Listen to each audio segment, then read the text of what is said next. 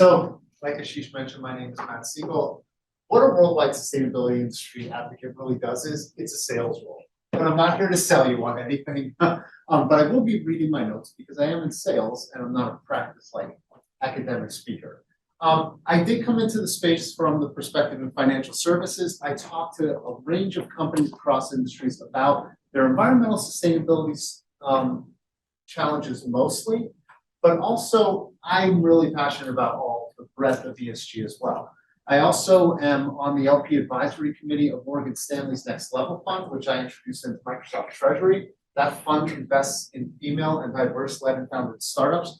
So I'd like to think that I'm a little bit intersectional with this from a practitioner perspective as well. Now, like Carolyn said, ESG and CSR are not the same thing. I wish I had seen her slides before I got here. But this is how I like to kind of frame the conversation.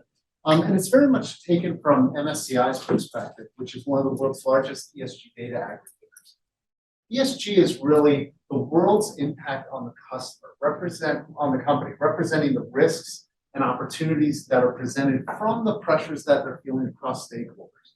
Where sustainability, DE&I, and CSR, they're really becoming, on one of Carolyn's slides, licenses to operate. But they're not quite the same thing. They're more the company's impact on the world. So there's no global standards necessarily for what ESG means, but we're talking about material risks and opportunities. For example, a manufacturer has good environmental health and safety practices that keeps their employees safe and keeps fines and like regulators off their backs. It's not necessarily philanthropic efforts, but those are obviously really great and important to do. And sometimes there can be an intersection with philanthropy and materiality. So for example, here in the front row is Theodore Lau, and on her podcast, One Vision, I heard somebody from Dell talk about a program that they have to train high schoolers to be their IT help desk. Now this not only gives somebody a potential to have a career skill in maybe a marginalized community, but it also helps them have a Dell advocate for when that person gets into the market. So there's a material intersection. Now, also to Carolyn's point, what we're seeing with sustainability, DE&I, and CSR right now are those big focuses on things like scope 3 emissions, which come from things like your supply chain, forced labor issues.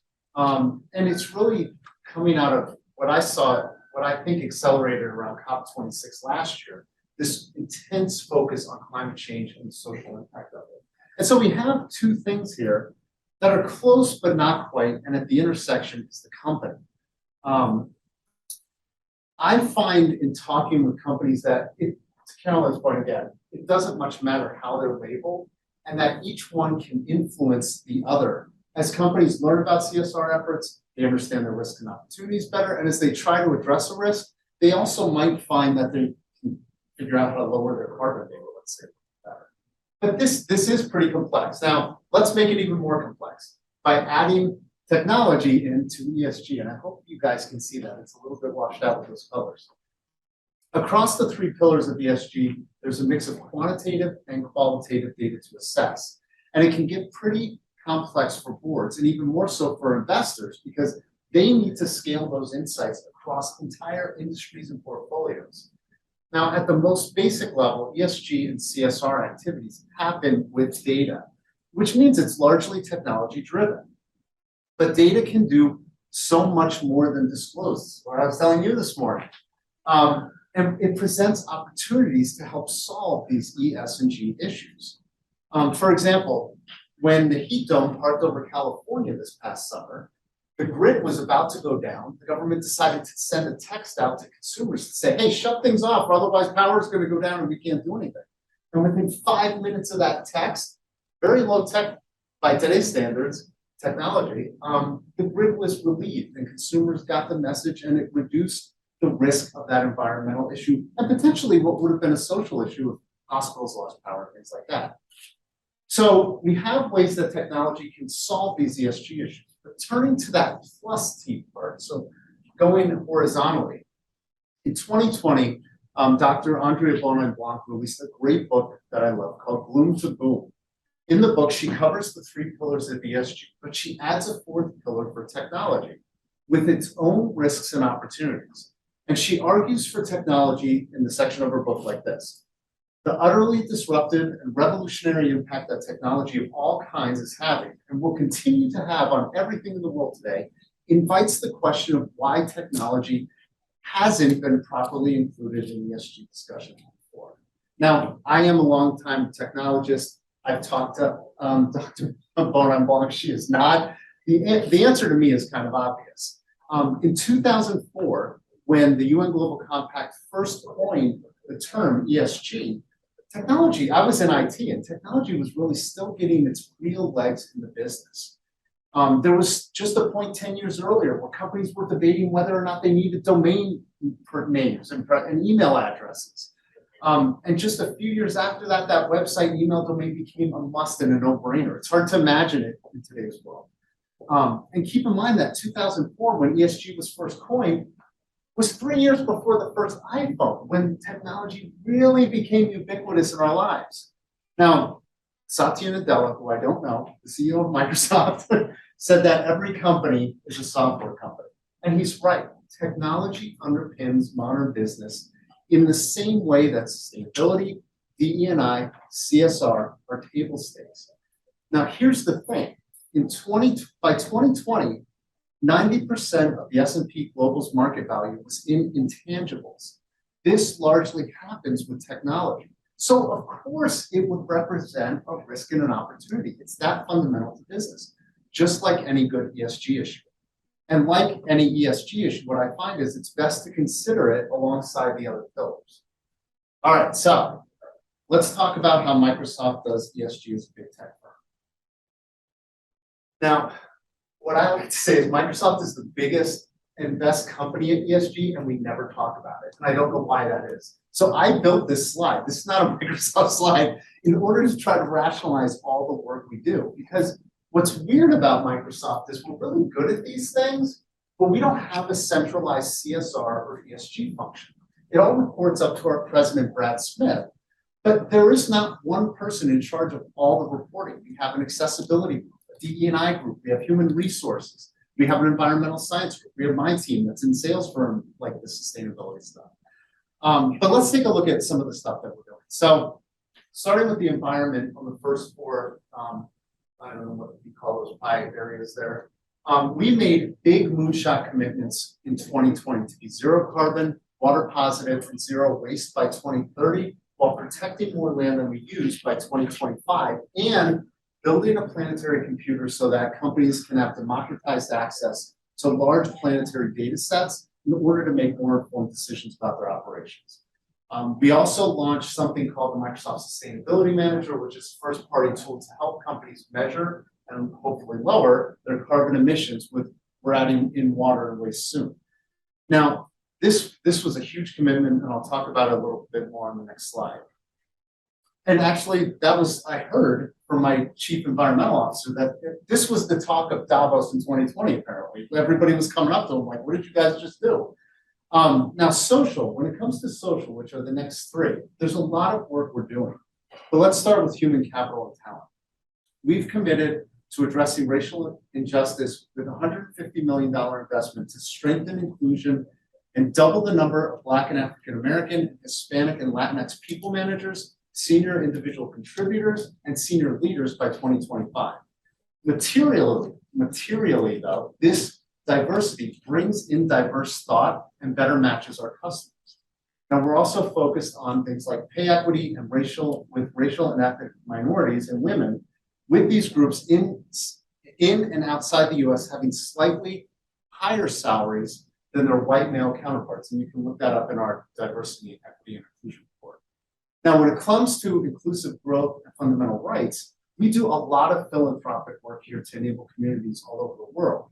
But we also have a material intersection. So over the past few years, Microsoft has done things like announced AI and cybersecurity skilling efforts to help people pivot their careers where we saw a talent gap that was material to us, but also give them an opportunity. And just 3 weeks ago now, our president, Brad Smith, also announced a similar skills initiative focused on sustainability. To Carolyn's point, that's a huge talent gap at the moment. But we also lead with empathy and inclusion and materiality through accessibility in our software and hardware development. including things like real-time translation, accessibility checkers and office tools like PowerPoint. I don't know if you saw it, the Xbox Adaptive Controller, and new Surface accessories for like accessibility on the Surface devices and things like that. We're also helping close the digital divide with something under that fundamental rights called Airband, which uses TV white spaces to deliver internet to rural and now urban areas where they can't afford the internet. But to be honest, getting those people and getting those people online and closing the digital divide for a cloud company is a material issue. And so we kind of take what we know best, which is technology, and apply it in a material, but also a little bit of philanthropic way in some cases. Now, regarding governance, this one's a little bit difficult. Rather than look at things like board transparency or executive comp, which I've heard we tie our executive comp to ESG, but I can't find exactly how we do it yet, so there's not a lot of transparency there. I'd rather talk about how we talk about it to customers, which is addressing material risks through something called digital acceleration, which is really a modernization effort around the core systems that run your business, so that people at the board, senior leaders can get the data they need to make more informed decisions. Our robust cloud, our AI capabilities very much play a role. Now, we also lead with the consideration to technology as an ESG risk. So a couple of years ago, our president, Brad Smith, wrote a book called Tools and Weapons. Does not mention ESG in this book. As I started thinking about it, though, I was like, he's talking about ESG. It's tools and weapons, risks and opportunities, flipped, basically. And all through the book, it's kind of a history of Microsoft addressing these issues with this duality. And it very much, that kind of permeates our culture. And lastly, Microsoft is making a $20 billion investment in our own cybersecurity capabilities, monitoring attacks from a wide range of bad actors. You may see in the news we've been talking about Ukraine the last couple of months, but we try to publish that information out to be as transparent as possible and help governments and corporates react. Now, we often get asked, how the heck does this work at Microsoft? Because it's like 160,000 people, but if you kind of took any of us off the street and showed them that last slide, even though I had to make it up, they should at least be able to tell you what we're doing. We have accessibility training, we have ethics training, we have diversity and different employee resource groups. They should understand what we're doing from an ESG perspective, again, even though we don't talk about it. But very much it comes by setting the tone from the top. When we made our 2020 environmental moonshot commitment announcement, for example, it was not only our chief environmental officer, but it was Satya, our president, and our CFO, Amy Hood, all on stage with him, making that announcement and that commitment. Now, we also make sure that our ambitions are grounded in science. There's a science team that I keep mentioning, our chief environmental officer, separate from my team, which is sales. We have great environmental science research happening across Microsoft Research, and all the targets that we set are science-based targets with the science-based target, the SBTI. We also make sure that our strategy scales to achieve ambitions by using the whole of the business. And this means that we're trying to integrate these things into our products. So for example, we talk about how when you move to Azure, it's a sustainable cloud, not only because of things like our renewable energy contracts, because of the way that we built it operationally in order to gain as much energy efficiency out of that component equipment as possible, working with the manufacturers and things like that. But also we do it across social issues too. For example, when you use Office tools, there are signals created that can help your leaders understand how employee resource groups work better together. We make this commitment relevant to our business groups. There's an economic incentive for business groups to deliver on our environmental sustainability commitments. We actually have an internal carbon fee that's assessed at the business group level and is reviewed, I think, biannually with each business group. And we hold everybody accountable with a governance structure, again, visiting them biannually with an OKR structure in order to figure that out. Now, about accountability though, in our last sustainability report, which if you read it, and I don't encourage you to because it's 119 pages, we actually had a problem this past year. Because of COVID, our revenue went up, which isn't a problem. But the problem is because our revenue went up, our carbon emissions went up. More Xboxes, More surfaces, more cloud usage means that all of our emissions went up. And it was the first time since, we just made these commitments in 2020. It was the first time really that we saw that there's not a linear progression towards those 2030 goals. And instead of kind of like fudging it or something, we said in the report, look, this isn't going to be a linear journey and this is going to be really hard. And so we have to buckle down and figure out how we're going to do this. And so they said that they've added scope 3 emissions to the carbon fee for business units. They've also tied again somehow to executive comp the carbon emissions as well. Now, we also need technologies that don't exist today. So in the top right there. And so also in 2020, we announced something called the Climate Innovation Fund, which is a $1 billion fund meant to invest in startups that are trying to fill the carbon removal gap largely. There's a little bit of water and wastewater that goes on there as well. We're just about halfway through that fund. $571 million has been allocated already, but we can't meet our goals, we've realized, unless those technologies come to market, because we have to start removing carbon if we're going to get to net zero, especially if we keep growing and spending more carbon. Now, let's get into some examples of technology as an ESG risk. Now, these are not examples, I have to stress this, these are not examples that Microsoft patented, but they're examples that are public, you can look them up. I encourage you to read about them, I think they're pretty interesting. Now, per a 2022 Edelman survey, businesses are trusted over governments in 23 out of the 28 markets surveyed. 81% of respondents say CEOs should be personally visible when discussing public policy with external stakeholders or in explaining the work that their company has done to benefit society. And Carolyn brought this up earlier, Elma was on one of her slides. Companies basically are at the top of the trust pyramid right now, and employees and other stakeholders are looking to the private sector to say, hey, you need to step up and do something. And some are doing it as a competitive advantage. Now, take that and then layer on an impactful technology like artificial intelligence. So Capgemini had a report on why addressing ethical questions in AI will benefit organizations, and it shows how ignoring ethical issues can break trust. So from the report, we can see that companies who approach AI ethically have a 44-point net promoter score advantage over those that don't.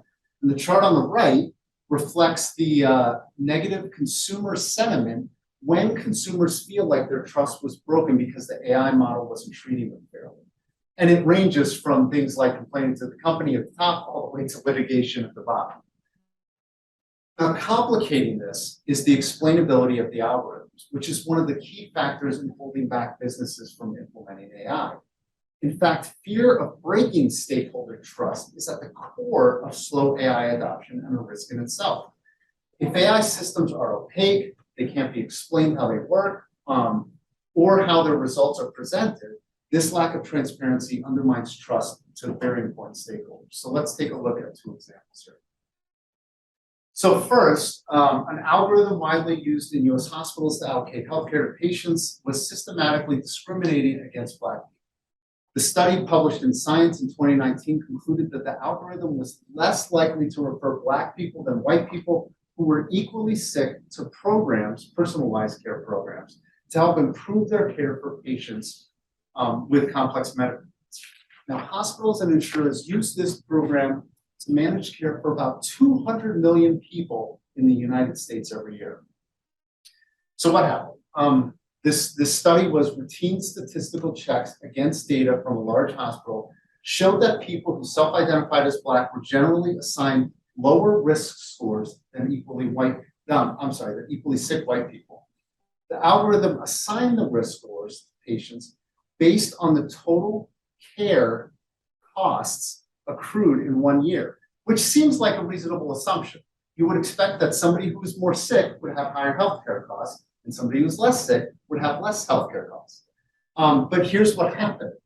The average Black person in the data set that the scientists used had similar overall healthcare costs to the average white person, but researchers found that even with similar costs, the average Black person was substantially sicker than the average white person, with a greater prevalence of conditions like diabetes, anemia, kidney failure, and high blood pressure. The bias came in because it was due to the lack of access to healthcare that the costs were the same. So that, and remember, the algorithm assigned people to high-risk categories based on the costs. And so the resulting bias was Black people had to be sicker than their white counterparts before being referred to for additional help. Only 17.7% of patients that the algorithm assigned to receive extra care were Black, and the researchers found that it would be up to 46.5% if that algorithm was unbiased. Now, AI's opportunity here was to identify a way to service patients better with more personalized care, but it ultimately ended up as a risk because it augmented the bias that was already there. Now, since this case was from 2019, I looked this up last year, and I keep forgetting to switch both my screens. So I decided to look up the company that did this, which is Optum. When I checked it last year, Optum had a website for the responsible use of artificial intelligence analytic algorithms. They had a video, an outline of the steps they took to reduce the bias, which included things like this: establishing a culture of responsible use through purpose, stating we will use AI to advance our mission to help people live healthier lives and make the healthcare system work better for everyone. We affirm our commitment to be thoughtful, transparent, and accountable in our development and use of AI models. They were working to embed fairness testing in the model development process, developing a diverse workforce, which I can't stress enough in a situation like this, researching the root causes of health inequities. And then the site went on to make a very surprising admission, which is no solution will eliminate the risk of healthcare AI bias. However, we can use human experience and insights to minimize bias and be prepared to respond for when it happens. Now, I checked this as I was building this deck again because I checked this like last year or the year before, and the site is gone, which is wildly disappointing because it had a lot of really great information on it, and I don't know why that is. Now they have kind of a very generic AI ethics page. I kind of think they made a mistake. I really wish they would have kept it up, and I'm hoping that they learned their lesson with that incident. Now, here's another example that you might be a little bit more familiar with. Coincidentally, also from 2019. So 2019 was a bad year for AI, I guess. Somebody named David Hansen vented on Twitter that even though his spouse had a better credit score and other financial factors in her favor, her application for a credit line increase on the new Apple Card was declined. And this led others to chime in on Twitter, as people do on Twitter, that their experience was the same. As it turns out, an algorithm was to blame. The algorithm was apparently discriminating against women, and it was quickly corrected. But it was still a black eye on what should have been an amazing digital payments launch. Here, AI was used, as it often is, to assess something like creditworthiness at scale, but it quickly turned into a reputational risk over social media really, really quickly. Now, what ended up happening with this was there was an investigation by the New York State Department of Financial Services. They didn't find any fair lending violation, but I really want you to listen closely to what the report found, because I think this one small paragraph is just so indicative of break fast, break things and move fast, or move fast and break things. In the rush to roll out Apple Card, the bank seemed unprepared for the possibility that its complex underwriting model that allowed applicants to begin using their Apple Cards right away would produce outcomes that might surprise applicants. These issues were compounded by internal deadlines and pressure on the bank to roll out the Apple Card by a particular date. In the end, a more nimble policy for credit term review at the time of the Apple Card introduction would have provided consumers with a greater sense of fair treatment. It went on to further explain in the report that the bank used a black box algorithm that produced unexplainable outcomes, which is called out in the Capgemini approach. So clearly, taking a well-governed approach to rolling out such a powerful technology can help even with brand reputation and customer satisfaction. So again, technology is really emerging as a risk. And one area, again, I keep forgetting, is cybersecurity. So according to IBM's 2021 data breach report, there's an average cost of $4.24 million per breach. It behooves organizations to spend the money on prevention rather than recovery from a breach. And the costs from a breach are high because organizations seldom spend the money on prevention. And this is happening all over the place. Earlier, I repeated what Satya Nadella said. Every company is a software company. That means that you have to protect those assets, and cybersecurity is where that happens. My background is largely in IT.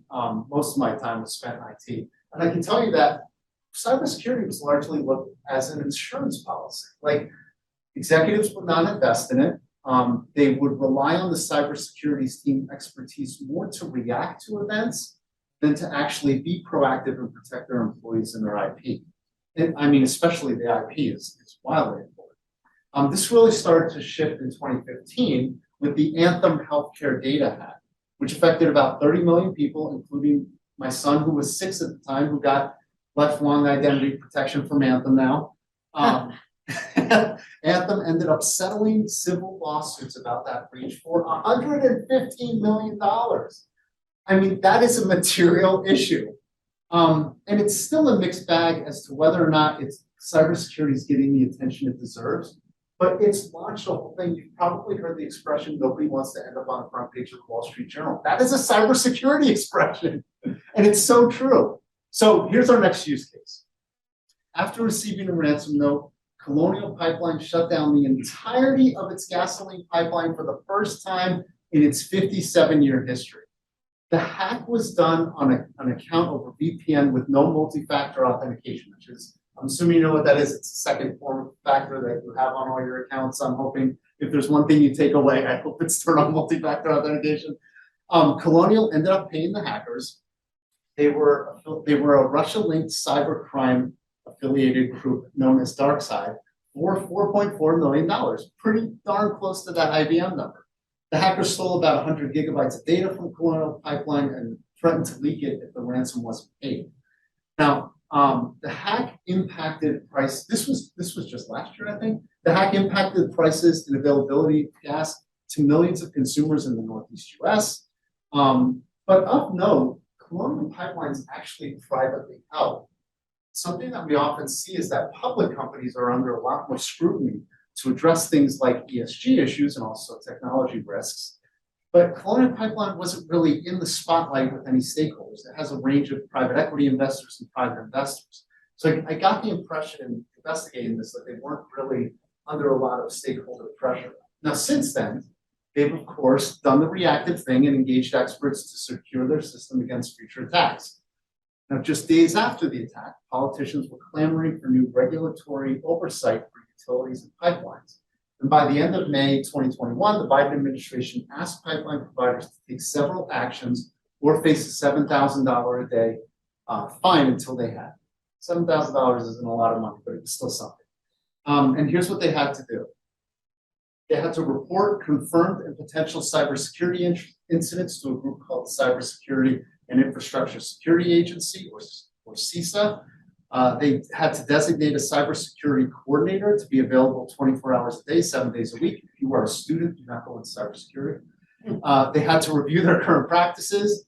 They had to identify any gaps in related remediation measures to address cybersecurity related risks and report the results not only to CISA, but also the TSA within 30 days. So because of a lack of regulations telling utilities and pipeline managers to have good cybersecurity practices, one pipeline ended up influencing an entire industry. So not only can risk come from within your own company, but it could come from other players within your industry as well. All right. Now let's talk about mobilizing for action. That's because those were really just some examples. And I talked about what Microsoft is doing earlier, but there's a lot of actually pretty interesting stuff going on out there right now. So one of the things that Carolyn mentioned this morning, if you saw it, was there's a lot of data ratings agencies emerging. Largely, they're evaluating public companies for their ESG efforts. But something that I've started seeing lately in the last 2 years mostly has been the emergence of companies looking at technology ratings. So I've highlighted 3 here to be aware of. The first 2, BidSite and Security Scorecard, measure companies' cybersecurity footprint. Now, BidSite collects 250 billion points and signals from externally observable events, meaning largely the internet. They not like internal company practices. So everything is outside the company. Now they claim to have proven outside validation of its ratings, demonstrating a correlation between financial performance and data breach risk in cybersecurity incidents. That claim is backed up by a series of indices created by a group called Solactive that's back testing BitSight scores against others and finding a slight outperformance over time. You can look it up on the BitSight website. It's pretty heavily promoted there. Security Scorecard is a similar ratings agency, pulling similarly those external signals, but also layering on other data sets that they can get access to. Like, for example, which technology vendors a company uses, because that can also have something to do with cybersecurity. I came across Security Scorecard because I was talking to a customer about our first-party sustainability tool, and they said, "What is your Security Scorecard score?" And I said, "What is that? I have no idea what that even is." And I know what it is now, but I don't know what the score is because you have to pay for the data. But what I wanted to impress upon you is that cybersecurity is entering. I'm starting to see it more on when we get RFPs, especially. I mean, I was talking about a sustainability solution, not a financial solution, and they were still asking about cybersecurity. I'm seeing it pop up on RFPs and all kinds of other things. Now, lastly, on the bottom, there's a company called EthicsGrid, which I'm luckily enough to be connected with the CEO over in the UK. They started out by measuring responsible AI practices and talking to companies. They would call them up and say, "Hey, what are you doing from an AI perspective?" And now they've since evolved a little bit into something called corporate digital responsibility, which they define as a set of best practices and standards which guide companies to emerging technologies and user data in ethical ways. And then they go further on their website to articulate how ignoring this can present risks, reputational damage, and all things ESG. Now they're collecting a lot of data now. They're no longer just doing interviews. It starts with publicly available data from websites, from news sources, AI audits, annual reports, press releases. From there, they have a survey that companies can complete and an internal assessment on system, people, and processes. And then they analyze it against the pillars in a proprietary algorithm. They're probably the closest on this slide to what I would say most investors see from an ESG data perspective, like what you find from an S&P Global or an MSCI. Now, here's a couple of other, I gotta figure out a better way to do this next year. Now, Microsoft does a lot of work in this space, like I said. And we explore risks largely through educating customers and publicly through our skilling initiatives. But just here's some other things that I wanted to call out.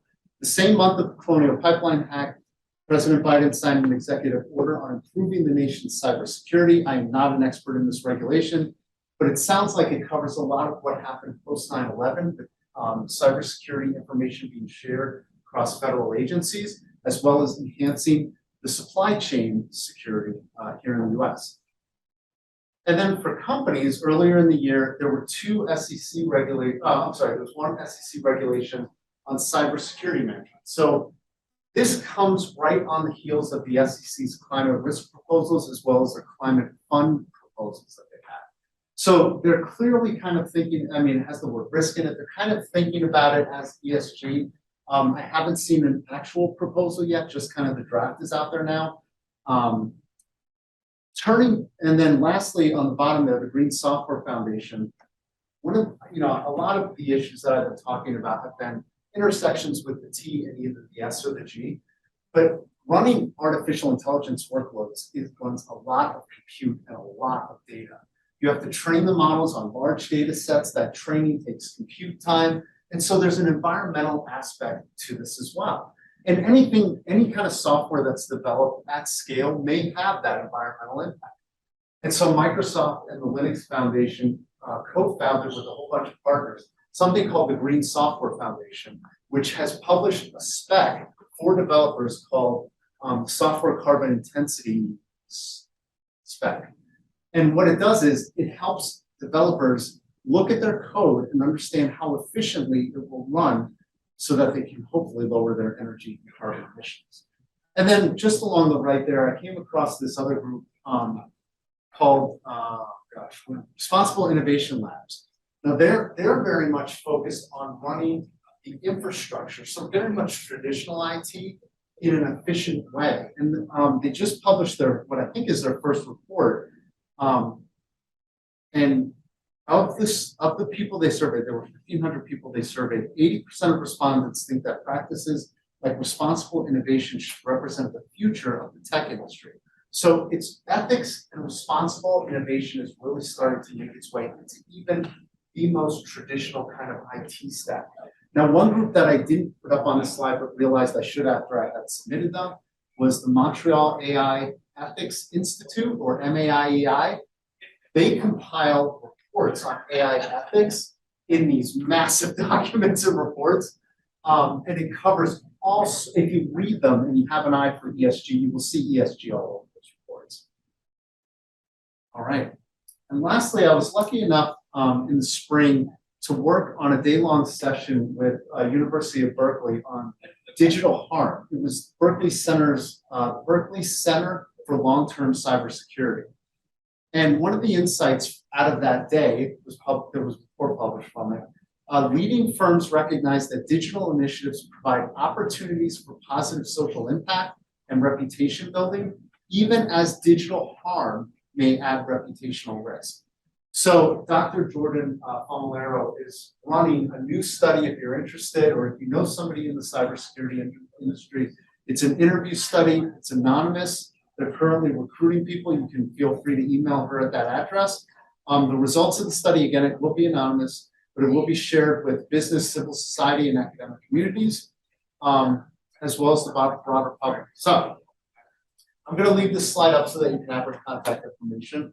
But I hope I kind of help pivot, maybe change your mind a little bit about something that I see is often overlooked, which is we take technology so for granted, it is so ubiquitous in our lives, but it absolutely has risks and opportunities across the E, S, and G, whether we're talking about the E and it's the energy intensity of cloud workloads, AI workloads, whether it's the S and AI bias, ethics considerations, whether it's trying to help connect communities maybe, or whether it's the G and you have kind of an out of control board who wants to get a product to market really quick and is pressuring somebody to make hard decisions. There's definitely an intersection with ES and G. I kind of feel like it's fundamental enough that it can be its own letter, but every industry tends to do that with its own letter at the end. So at this point, I think that's all I've really had, but I'm happy to take questions. I agree with you. If we're thinking along the same lines that T or technology or some analog of that is important enough that it should be included as its own letter in ESG or ESG-T. Right. Or theories that would incorporate it as a separate measurement. So how you measure it is a good question. Scientists always want to ask, what do you measure and how do you measure it? Any suggestions on how would you measure the T? So, yeah, how to measure the T. The question would be how to measure the T without measuring it from an ESG perspective. And I don't know that you could. Because if I think about it from a carbon perspective, as a cloud provider, Microsoft surfaces the carbon emissions that our customers use to the customer. So if you run in Azure, we show you what your carbon was for the month, and you can understand that better. From an AI model training perspective, there's a lot of work that our researchers are doing. There's a gentleman by the name of Will Buchanan who works at Microsoft who's trying to figure out how to sacrifice AI efficiency while saving tons of carbon. So is it worth getting like 96% accuracy in order to save 50% carbon? Probably it is. But I don't know that measuring the T is tough because it's so embedded in every other thing, which is why I think it's not its own way, to be honest. But yeah, I don't know. It's a great question. One of the things that I would say is I have talked to investors who have considered things like data breaches and cybersecurity incidents. Not all companies publish that though, because that's not regulated. So for example, Microsoft we do tend to be more transparent, but it takes us a little bit of time. And this particular investor was complaining to me that she won't invest in Microsoft until we improve that. So data breaches, cybersecurity incidents might be one way. It could also be a little bit more qualitative. Like one of the other things that we do is we don't invest in facial recognition technologies because of the risk. It's a little bit less numbery, but you know, it does to an investor who might be like, well, I don't know, you know, you might be selling to police, there's all sorts of bias, but again, that's the S. So yeah, it's hard. It's a good question. You have a question? Yeah, so I think you showed, for example, where you own that rainbow of Microsoft Actions, for example, and one of the issues, I mean, one of the great things about ESG is that it's very broad, but that's one of the problems as well. So it seems that your chart there was more of making sense of what you're doing and trying to categorize in different elements. Is there any direction coming from the corporate level of priority? Because management is about priorities, right? It's about choices of one versus another. So what is Microsoft's stance on all those elements that you brought? You know what? Microsoft is a really interesting place. And I know what you mean. I mean, Carolyn, you said it earlier that some of these programs are being pulled back as the economy goes down, inflation goes up. I haven't seen that at Microsoft yet. Somehow we figure out that we have all those things and keep them running. What I'd say is that we're very much an engineering-led company. And so we tend to engineer to the nth degree. I'm a liberal arts major. It makes me absolutely bananas to see that level of engineering. But those programs are built in such a way that they don't have to stop when things go bad. Not every company, though, is built that way, and not every company can run those programs at infinitum. I wish there was a secret recipe for it, but I think it's a mix of, and to be honest, I don't know that it might be a mix of this, our engineering legacy, but also Satya's leadership, because he's come in with, and I joined after Satya, but Microsoft was always in my career. His leading with empathy has made a huge difference in where we prioritize. And when you bring that together with the engineering aspect, I think that's where it doesn't stop comes from. So having strong leadership, I'd say. Yeah. So I was fascinated by your AI examples. And is there oversight in companies on the logic for AI? So like the cost of healthcare being a proxy for how sick somebody is. Mm-hmm. Like, I'm not that kind of analyst, and how did they come up with that as a proxy? Oh gosh. So like, Yeah. Like it just goes back to how it's developed, and like, do most companies have any kind of oversight that looks at the basic logic that goes behind any of this stuff? Not typically. So in our AI business school, which is publicly available for everybody to take, there is a responsible AI module. But it's think about it like this: if you're running any program and you want it, and it doesn't have to be technology based, you would probably take a thoughtful approach and design it and think about the ESG factors because you're a practitioner. But to your earlier point, there's not a lot of this expertise in companies. And so what's happening is they see the opportunity to capture a market with something like AI, or solve a problem that's been out there forever, or augment what they've been doing with AI. And that's really where the problem. Like if you try to that's where Optum came in, I think, and with the problem. If you try to build on something that you have, there's probably biases in there that you haven't seen that AI is just going to surface once you implement it. Right. So we really need oversight boards. They need to slowly figure out like all the considerations, take an ESG lens to it, and be more thoughtful. But yeah, I don't see it. We're probably a time. Yeah. I'm on LinkedIn. Matthew Siegel, LinkedIn/Matthew Siegel. I have a link tree. I was trying to get back to what I can.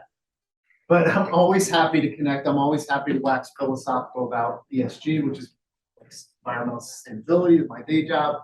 Technology is ESG, any of this stuff. So feel free to reach out to me.